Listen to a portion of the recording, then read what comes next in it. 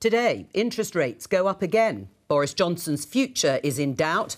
And can Labour deliver on crime? This is Politics Live.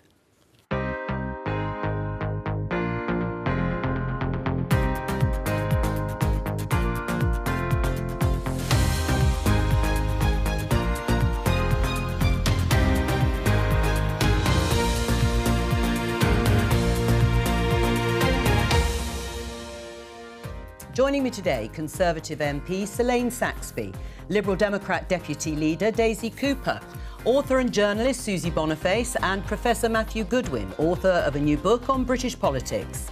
On the programme... I'm here to say to you, hand on heart, that I did not lie to the House. People who say that we were partying in lockdown simply do not know what they are talking about. With Boris Johnson's future in the balance, has he done enough to convince MPs he didn't lie to Parliament over Partygate? Well, I thought he gave a very robust defence of himself, actually. I thought he addressed the points very well. He knows perfectly well that the rules weren't followed. He's always known that the rules weren't perfectly followed. And he's always sort of tried to cover it up. Tackling crime, law and order will always be important for my Labour Party. Fighting crime is a Labour cause. Labour says victims are being failed. The government says neighbourhood crime is down. So who do people trust more to keep them safe? I will publish my tax returns and that will be done very shortly. And he's kept his promise. But what does it tell us? And do voters care?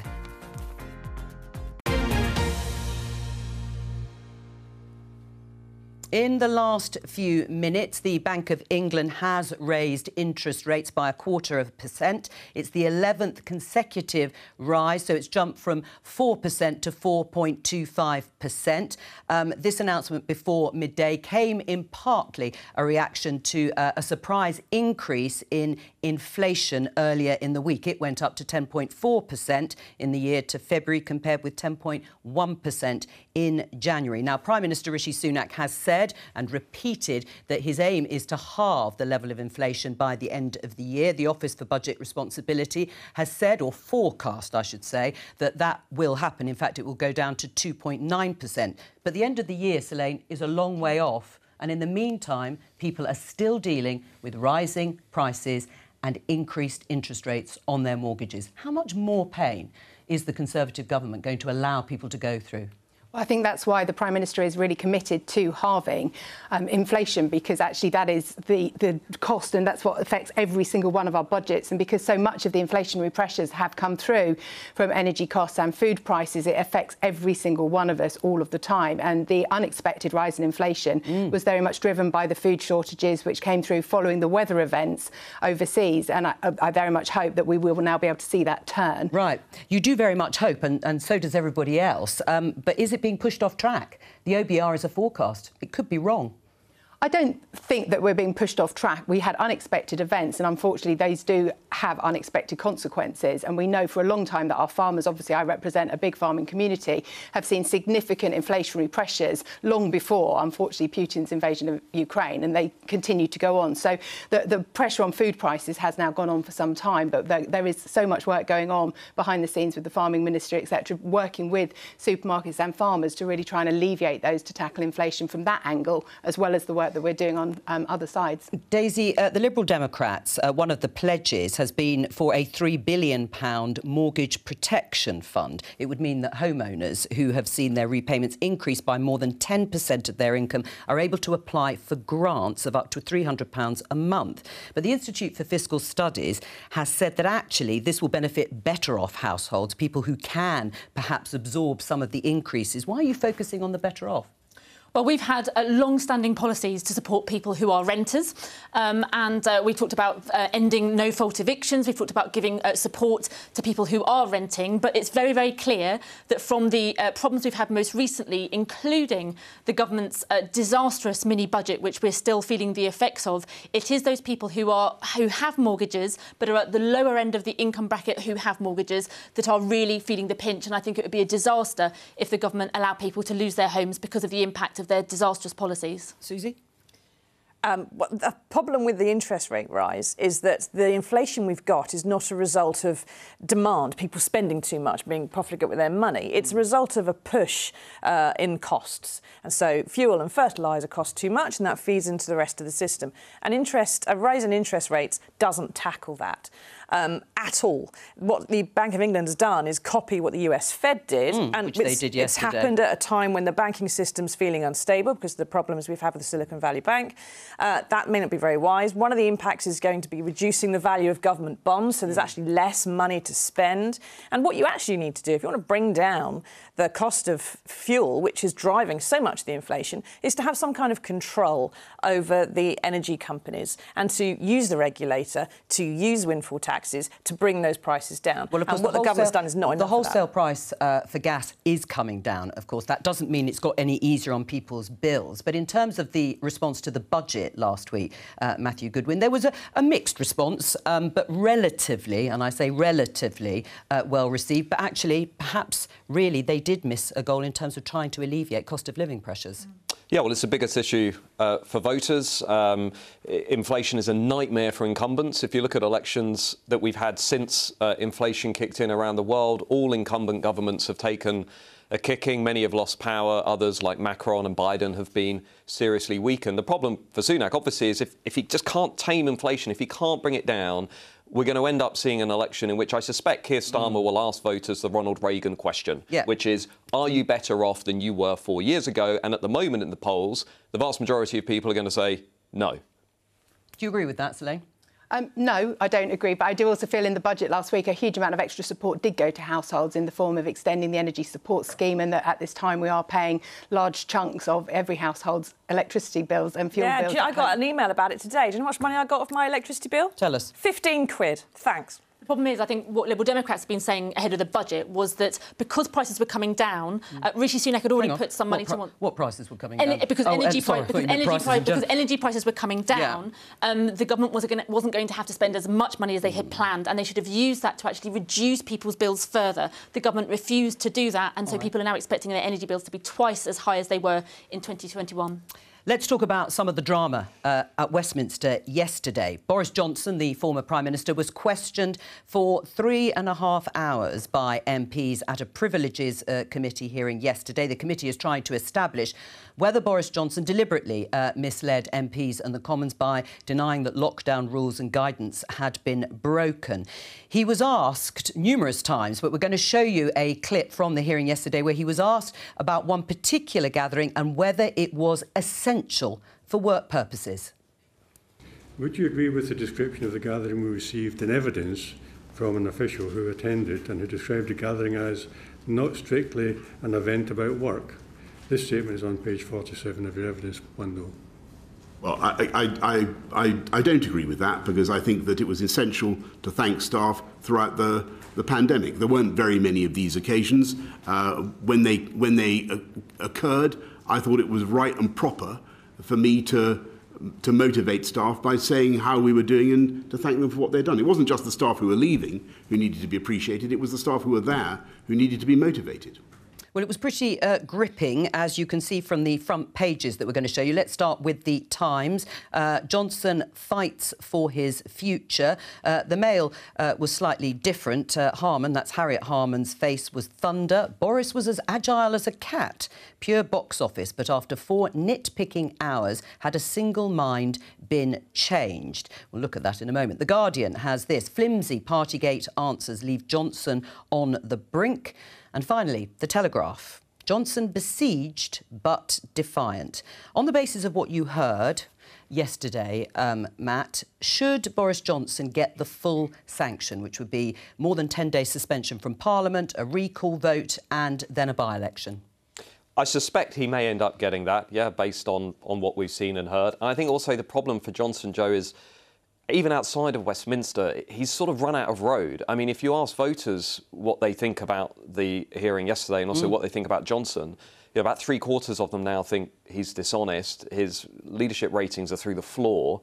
And I understand, why people around Johnson are desperate to sort of, resuscitate him back to political life. But out there in the country, he's just kind of lost the room. My personal view, I mean, I think this is the end of his political career. I don't think he's political career completely. I don't think he's coming back. And I think if there was a by-election, I think he'd probably lose it. Interesting. What was running through your mind, Selene, when you were watching or listening to the highlights of the evidence? I have to confess I had quite a busy day myself at Westminster, so I didn't sit down and watch it. And I think for me, this is now in the hands of the committee. It's been with the committee for 10 months, and this is now their decision. And it was put out on broadcast so other people could make their own decisions. But it's important the committee are allowed to do their work. You must have heard some of at least the excerpts from yesterday. There was 3.5 hours to choose from. You will have no doubt seen the coverage, and you've just heard Boris Johnson there. What was going through your mind? I think, as rightly said, there are more important issues now facing the country and we do need to move on, and I hope that the committee will be able to come to a resolution quickly so that we can put this matter behind us and concentrate on the things that actually really are important to our constituents. And Boris Johnson's preventing people moving on. I think the ongoing media interest in something that happened now several years ago and the time it's taken to get to this point, I think people obviously rightly are interested and wanted to see yesterday. I mean, do you think it was important that the committee held this hearing and actually went through the evidence? I do, and the former Prime Minister himself said at the end of the session that actually he felt it had been useful, and I think it's right, and that's why the committee did broadcast this session. But I do hope they'll now be able to do their work as rapidly as they can so that we can bring closure to this, because there are other much more important pressing matters. Susie, people who love Boris Johnson will continue, no doubt, to love Boris Johnson, and people who hate him will do so ongoing from now. Will any of this change anything? Yes, because there's a huge number of people in between those two extremes, and they're the people who voted for a landslide in 2019, largely. And they're the people as well who would have suffered, many millions of them, the bereavement of somebody during those lockdown periods when they couldn't go to, for want of a better word, a leaving do. They couldn't go to a funeral. I had a friend who died in the pandemic. Her family was so large they couldn't even all fit in the creme during the lockdowns. They certainly couldn't go to a wake for her. The Queen didn't even have a wake for Prince Philip.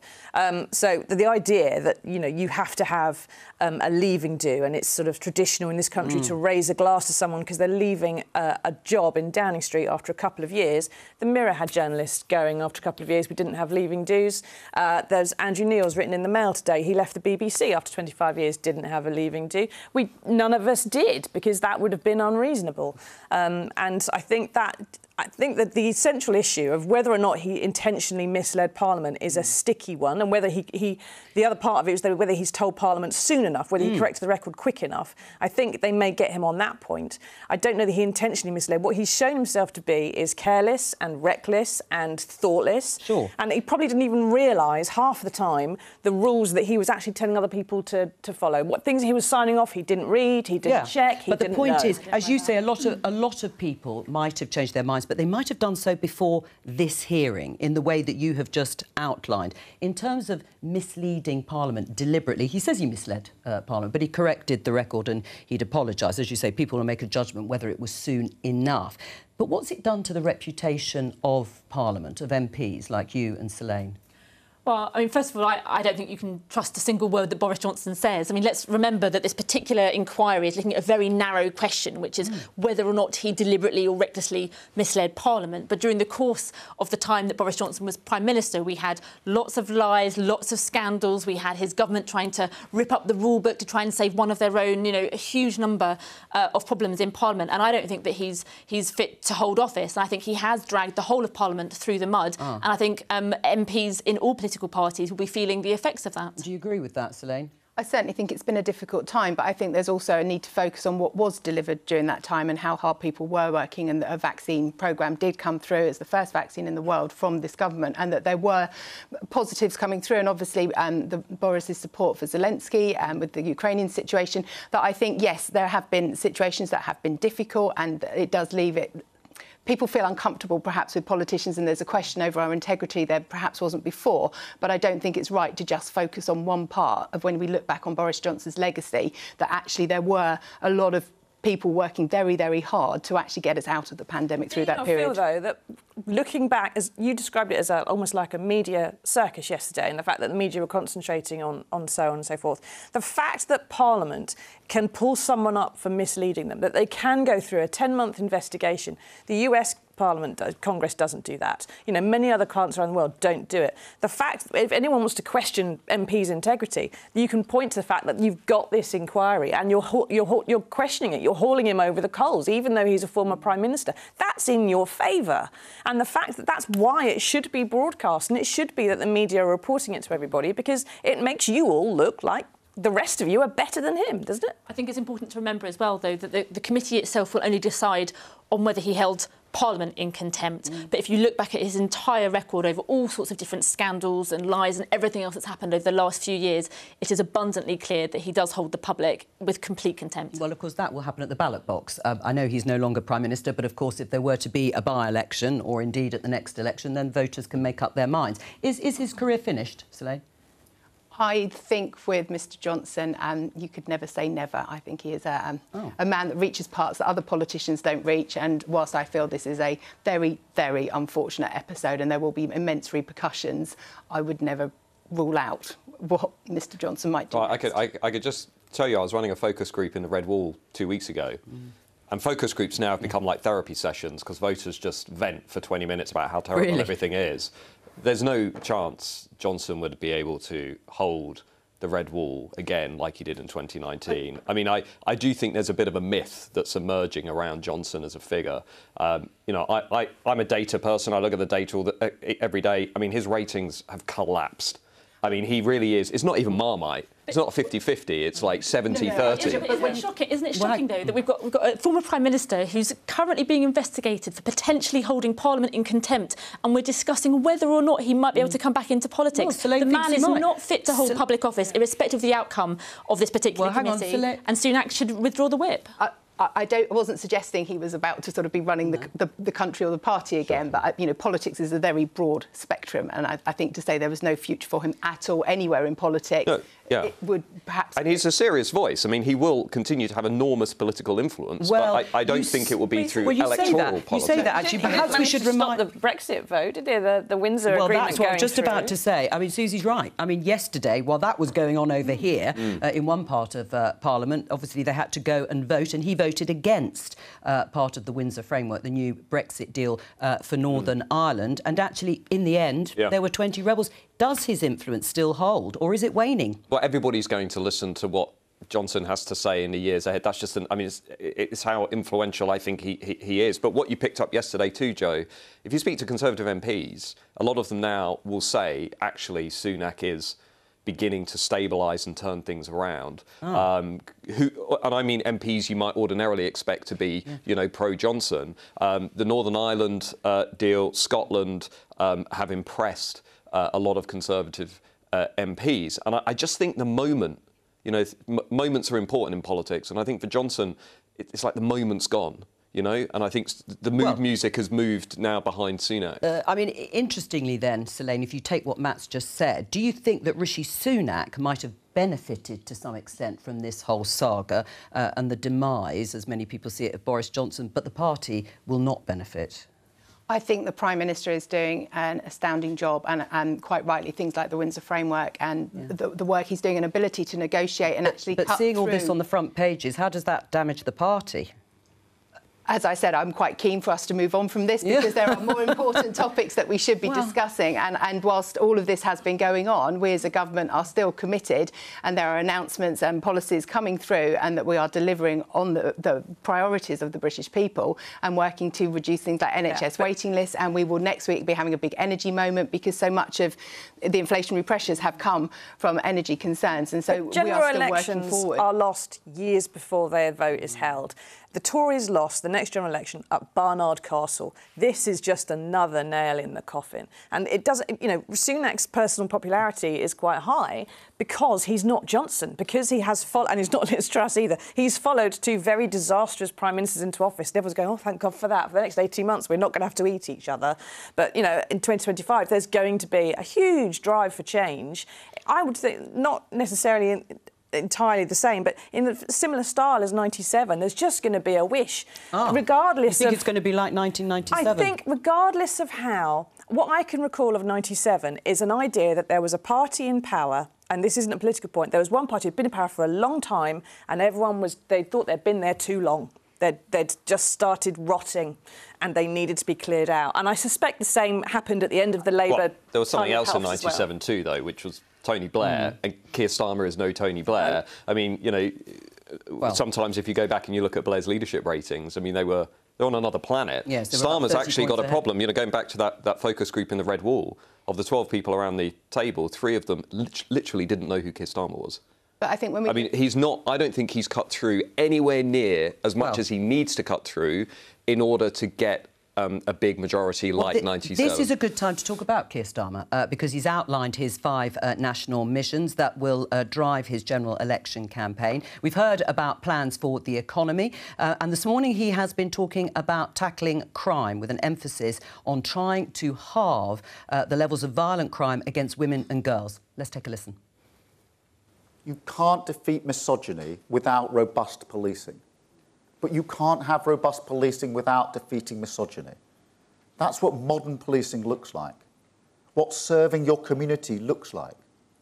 So we'll put specialist domestic abuse workers in the control rooms of every police force, responding to 999 calls, supporting victims of abuse.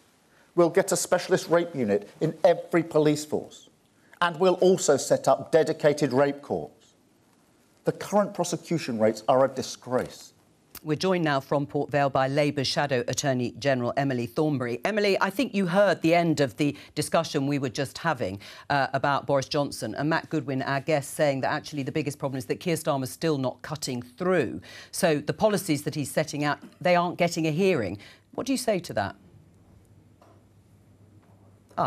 Maybe Emily. I think you should have been here and heard what he said and the way that he said it. You know, it is absolutely coming from the heart.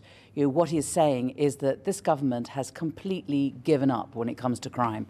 It's not even as though they're working particularly on one particular aspect of crime and everything else is falling down. They just seem to have just decided that it's just too hard and it isn't one of their priority areas. And anyone hearing Keir speaking today knows full well that when it comes to crime, particularly when it comes to violence against women and girls, knife crimes, serious crimes like that, you know, he is absolutely on it and is determined that all aspects of a Labour government will be working to ensure that people are safer because it has such an impact on so many people's lives. All right, well, let's have a look at some of the substance. I mean, determination alone won't do it, as you know. The specialist domestic abuse workers in every control room in every police force and the specialist rape units.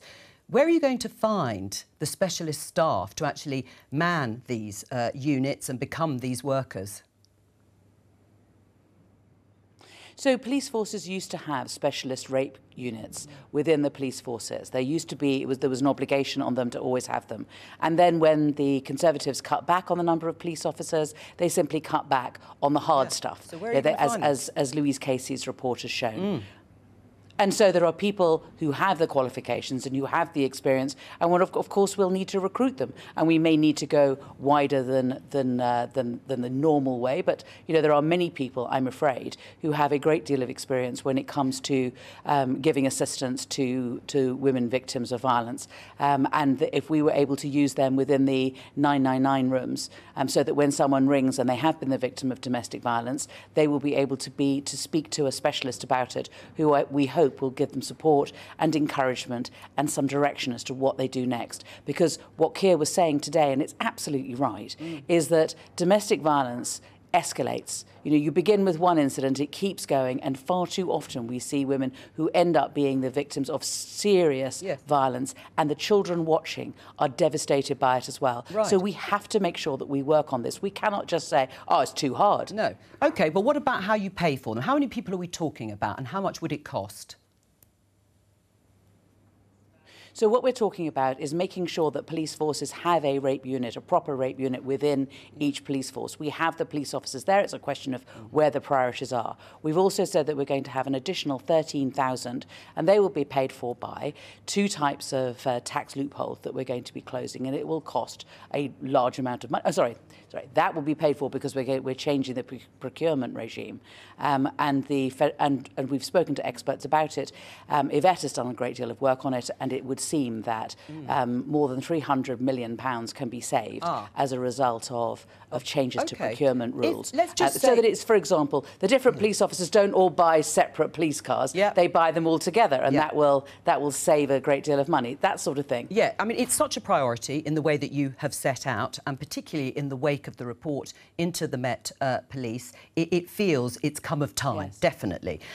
If you can't find those £360 million of, let's call them broadly, efficiency savings, will Labour spend or borrow the money to fund these critically important units? We're spending a lot of time looking very carefully at where we raise the money and how we raise the money. I was talking about 2 tax loopholes specifically that we were going to close that would raise us £1 billion, that would, for example, give each member of the public access to a mental health worker within a month. That would include women who have been the victims of abuse. That would include access for teenagers to a mental health worker within their schools. These are the sorts of things that we're going to do, and we do have it all priced out. And we have done it very carefully because we want to, and we are determined to do something about this. All right. And as I say, we will need to start basically from a standing start because this government is doing nothing. I'm going to open it up to the rest of the panel in just a moment, but money is one thing, resources, training, recruitment. Culture, of course, is probably the most difficult thing to change. This is an example. In fact, one of our guests, Susie, had tweeted about this, and it's a poster that was put up at the front counter of a police station in Maidstone in Kent, and it urges residents to report non-emergency inquiries via an online form. Now, this is non-emergency inquiries to be reported online, and down the list, rape and sexual assault is included in those non-emergency inquiries. Now, they've apologised, it's been taken down.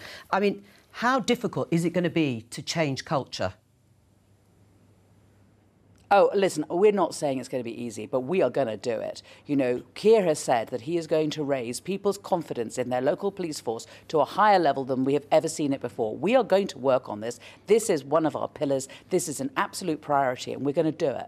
What do you say in response to all of that, Celine? I mean, it's not one of Rishi Sunak's key priorities. It's the small boats, it's halving inflation, getting growth, bringing down debt. Nothing about crime. Why not? Well, there's already been so much work done, particularly on the strategy for violence against women and girls, and so much work to make sure that there's safe spaces for women to go to, because quite often domestic abuse victims are unfortunately unable to make that call from home, and it is about schemes like Ask Annie so that they can find a safe But why is refuge. it not one of the core? Why is it not one of the core missions if it's such a big issue in the way that you've described?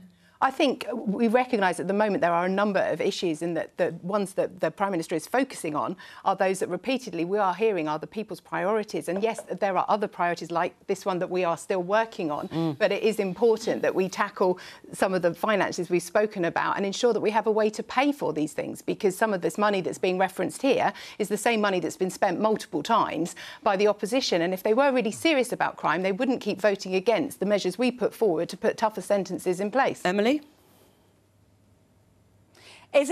Are you not ashamed? Are you not ashamed that 1.6% of reported rapes actually end up going to court? I mean, is that not profoundly shameful? Don't you think that under your watch, that is what has happened. That is what's happened to rape conviction rates and rape prosecution rates. Don't you think that you should be doing something about that? Don't you think that you should be doing more than just going, oh, well, we've got this initiative? You really should be doing something about this. We cannot continue like this. Women need to be protected, and we should be profoundly ashamed that only 1.6% of reported rape cases, end up in court. Celine? So I took the Solicitor General to meet with my police force because I had similar concerns about the rate of prosecution of rapes locally. And I think once you start to delve into the excellent work that the police are actually doing to tackle some of these cases, it is complex and each case is different. And yes, we do need to prosecute more rapes when they are proven as rapes. But as you rightly said, Emily, they are often alleged rapes when they come forward, and we need to understand each crime. And it's great that more women are feeling able to come forward and report these matters, and therefore we are able to tackle these, and that getting reporting was the first step of being able to tackle it. But there is a huge amount of work going on, and I've seen in my own force the improvement in the rate of that prosecution. Yes. Have you? I mean, sorry, just to... you mentioned your force, Devon and Cornwall, isn't it? Let's just show everybody this map. Police forces in special measures. There's Devon and Cornwall there, right at the bottom. Why are they in special measures if they're doing such a great job?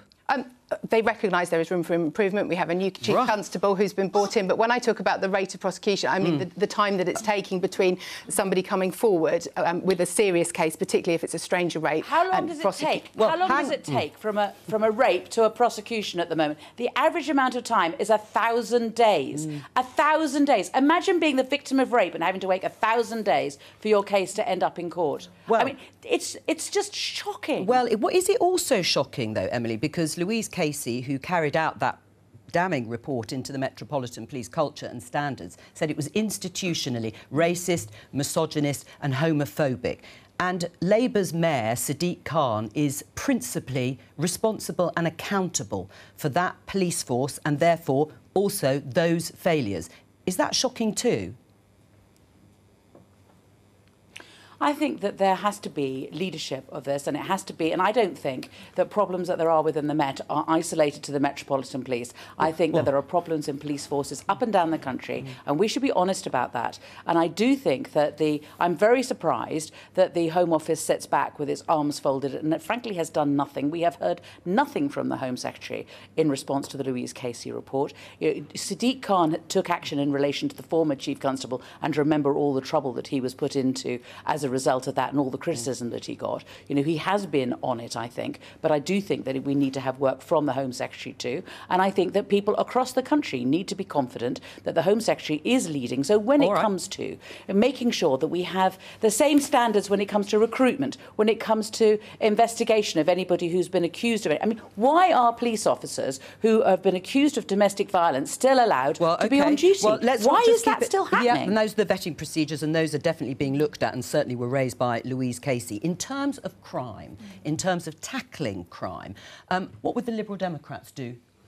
We are firm believers in community policing, and we think it's really important just day to day that people know who their local police officers are. And I think one of the things we saw in the Casey report was that particularly in London, you have these local community policing forces, but they're seen as a resource for the rest of London to use. They're constantly being dragged out of their communities. So you would fund more police officers? Yes, we said at the last in our last manifesto, the last general election, we wanted 20,000 more police officers. But I've done a ride along. I did a shift with my local police force, and it's very clear that both the public are getting let down, but police officers are getting let down as well. They are under so much pressure, and you know, when they're finishing a shift at 2 in the morning and they're staying till 4 in the morning to do paperwork, and that's the only time they can ring somebody up to go round to their house to take a statement, you know that something is going seriously wrong. Antisocial behaviour is one of those issues that the public feel very strongly about and being tackled. Is that going to be the crux of any sort of manifesto in terms of tackling crime, Matt?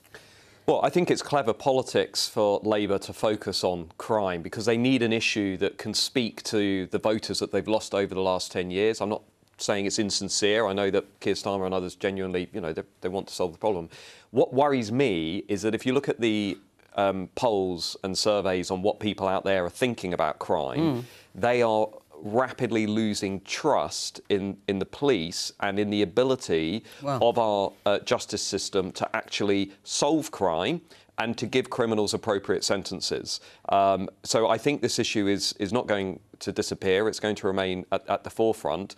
And most people out there too, Jo, want a much tougher approach on crime than I think any of our political parties are offering at the moment. And that's coming out quite loudly too. Susie, do you agree with that? Look, we're in a situation where 4 out of 5 people around this desk can go out and leave this studio. If we were raped, nothing's going to happen as a result. If we are beaten by our partners, nothing is going to happen as a result. Now, that is a systemic problem. It is partly due to the fact that huge amounts of money have been taken out of the criminal justice system over the past 13 years. It is partly because when that money was taken out, the decision are made by the higher-ups and they cut borough policing and policing at the bottom and community policing, which is where you catch a lot of the domestic abuse. But it's also the fact, I mean, Louise Casey's report said that domestic abuse in the past few years has doubled in this country. That costs billions to us, to our NHS, to the social care services, the education services. So when voters come along and say to Selene, these are our priorities, the central priority that underpins all of that is domestic abuse. You fix domestic abuse, you save money everywhere in every department, but no party comes forward and says, this is how we're going to solve this problem. We are going to save all the children and all the women and all the men who are beaten and abused, and we are going to stop this. Let me get Selene to respond, but you don't sound like you're that reassured or inspired by what you've heard from Emily either. I think the rape courts would be a fantastic idea and it needs to happen. Selene? I certainly think we need to speed up the processing in our courts, and there is a backlog that we are tackling, but there is much more to do. But with regards to the situation around domestic abuse, indeed, we need to tackle the causes of it. And I think because so much of this goes on behind closed doors, we have to also, there's part of me that feels that every policeman's not going to be able to tackle what goes on behind closed doors, that we as a society... You teach it in schools. Why won't the Conservative government... But that is a big cultural change, is it? Will take time. It's not a cultural change, because it happens to 1 in 4 women in this country, 1 in 6 men. They already know about it. Half the children in schools already see it at home. But if you teach it in schools and how to fix it and how to spot it and how to overcome it, then you can start unpicking it. It would take a generation. Right, but I suspect so many politicians don't want to say, let's teach about domestic abuse and rape and consent in schools. Having taught myself, you know, the police would arrive many mornings where I was. Well, hang on, Emily. I'll give you the final word in just a minute. Selene, finish your thought. I was just saying... Oh, I'll come back to you literally in just a second. Thank you. I was saying the police were bringing children in and coming in when we have had cases of domestic abuse. So I think it's not quite right to say the police are not involved. And in terms of how you actually tackle that, it's incredibly difficult when you're safeguarding children in a school environment. But I think it's a really interesting idea in that if we can tackle the causes of antisocial behaviour, then it's not just a policing issue, it is a societal one. Emily, final word briefly. So it was just that Keir specifically said that it was only in the 1980s that we finally made it illegal for children to be beaten in school by teachers. Why can't we be the generation that finally changes our culture and makes it quite clear that violence against women is completely unacceptable? And don't even get me started on 50% of offences at the moment, all right, which is fraud. I won't get you started. I know. Well, we'll do fraud on that. We'll do 0.5%. No. I know you wanted to get everything in, and you did pretty well. Emily Thornberry, thank you very much for joining us. We're going to talk a little bit about the content of your book, Matthew, Values, Voice and Virtue. You analyse the driving forces behind recent political changes in British politics, the rise of UKIP, the Brexit referendum and the 2019 election. You argue that the political establishment still doesn't understand the reasons behind these changes. What do you mean?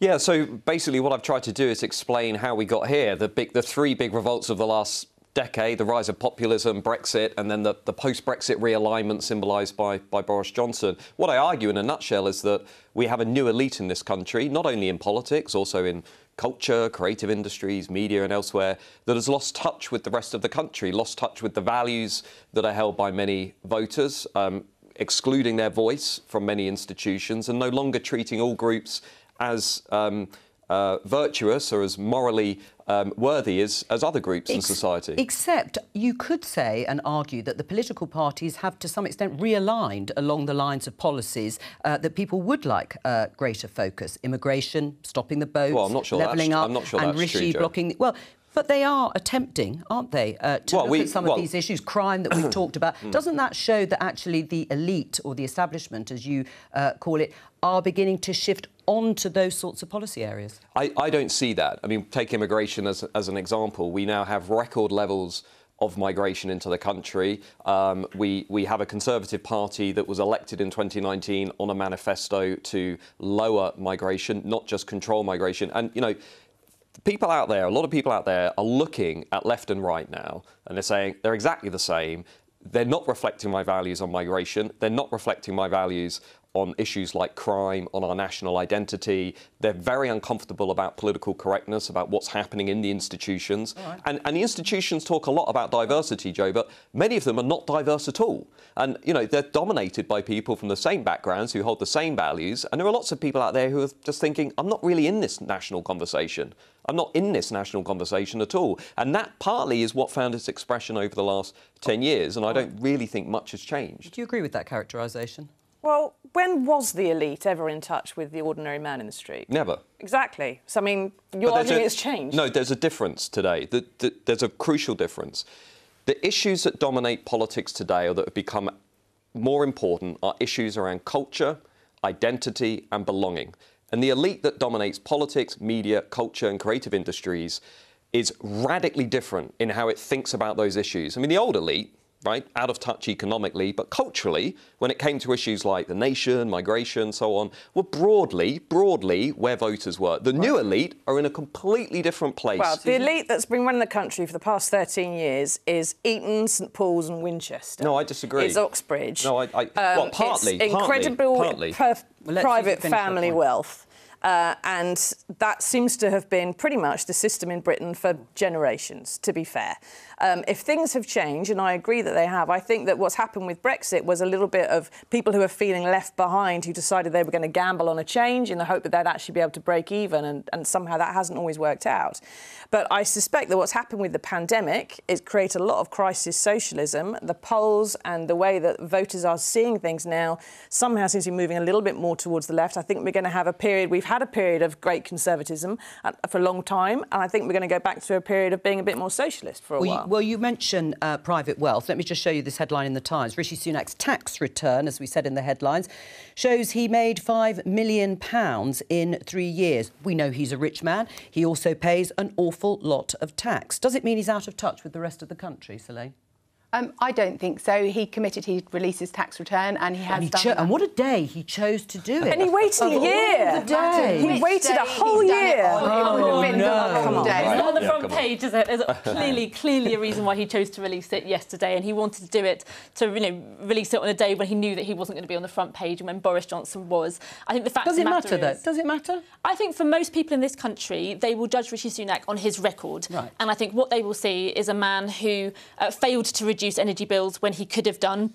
A man who failed to tax the big energy companies properly with a proper windfall tax when he could have done. And on that basis alone, they'll decide that he's really not on their side. I think that, in fairness to Rishi, what people will actually remember, and going back to the conversation earlier, when you look at Rishi, he was the Chancellor that saved thousands of businesses across this country. He introduced a furlough scheme.